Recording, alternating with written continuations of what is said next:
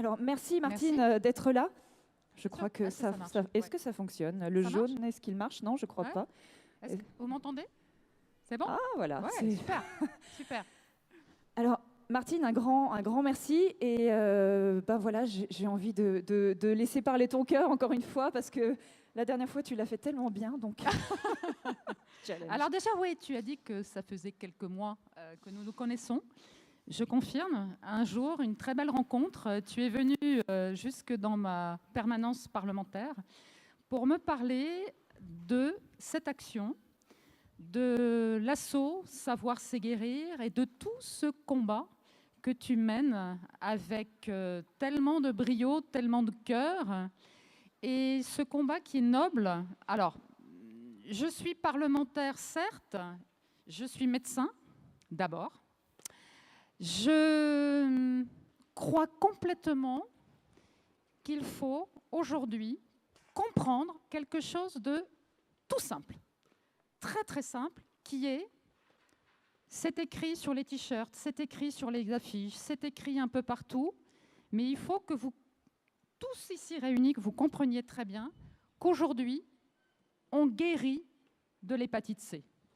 On guérit de l'hépatite C, mais il faut encore savoir qu'on est porteur de l'hépatite C. Alors je sais que depuis le début de l'après-midi, tu as déjà passé des messages, les uns et les autres ont déjà passé plusieurs messages, mais vraiment quelque chose de tout simple.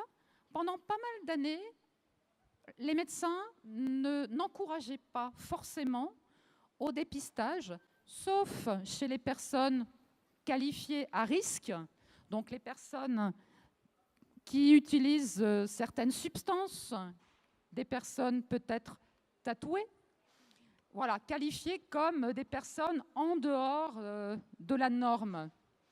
Mais aujourd'hui, moi je pense, et je le répète à tes côtés, mais aussi là-haut à Paris, quand on y est, à l'Assemblée, la ministre l'a dit très bien, mais elle a encore, toujours et encore, en mars, ciblé les personnes à risque. Et moi, ce que je dis avec d'autres parlementaires, c'est que le dépistage doit devenir universel. Et c'est ça qui est fondamental, c'est que chacun d'entre nous, au moins une fois dans sa vie, aille se faire dépister. Pourquoi ? Parce que cette maladie, on peut l'avoir en nous, on peut être porteur de l'hépatite C et ne pas le savoir. Vivre très bien avec l'hépatite C pendant un certain temps. Cette durée peut être complètement différente d'une personne à l'autre. Et cette maladie, si on ne le sait pas, va évoluer vers, tout doucement, une destruction du foie. Donc ça, c'est important parce que qui dit destruction du foie dit des tas de complications et dit le décès. Et aujourd'hui, on ne doit plus mourir d'hépatite C.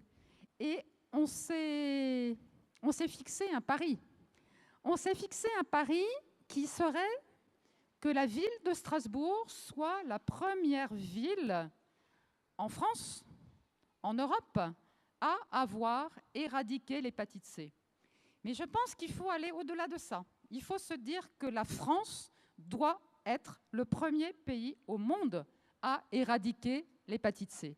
Et c'est pour cela que tu fais un travail remarquable, que tous ici, là, les personnes qui sont présentes, les bénévoles, Culture Angels, hein, à tes côtés, vous faites quelque chose de formidable. Et vraiment, l'autre message important, c'est que moi, en tant que médecin, il faut que j'accompagne mes confrères parce qu'il y a un manque de formation des médecins généralistes. Je suis sûre que si demain, vous allez voir votre médecin en lui disant « Je veux être dépisté, prescrivez-moi au décours d'une prise de sang le dépistage de l'hépatite C », certains vont vous dire « Ah ben non, parce que bon, enfin voilà, on ne sait pas trop comment on va le traiter. Le traitement est très lourd. » Eh bien non. Vous là qui avez entendu des choses cet après-midi, vous devez également, dans un combat citoyen, parce que c'est ça, je ne sais pas si on peut signer la charte ici, ou sur Internet, en tout cas. Internet, voilà. bien sûr, et mais puis là-bas, bien sûr. Voilà, dans ce combat citoyen, ce qu'il faut retenir, c'est que chacun, à partir du moment où vous avez bien compris que dès que vous êtes dépisté, de toute façon, j'allais dire, c'est 100% gagnant. Parce que si vous allez vous dépister, si vous êtes négatif, voilà. Mais si vous allez vous dépister et que vous êtes positif, c'est pas grave. Parce qu'aujourd'hui, c'est une maladie qui se traite avec des médicaments extrêmement efficaces, avec des médicaments qui se prennent par voie orale. C'est plus des injections, c'est plus des perfusions. Et c'est un traitement très court. Donc, je vous encourage au dépistage.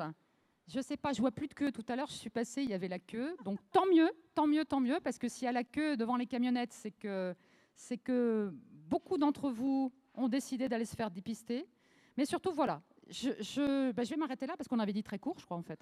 Le problème, c'est ça. Vous voyez, tout de suite, une fois qu'on est député, on prend des mauvaises habitudes.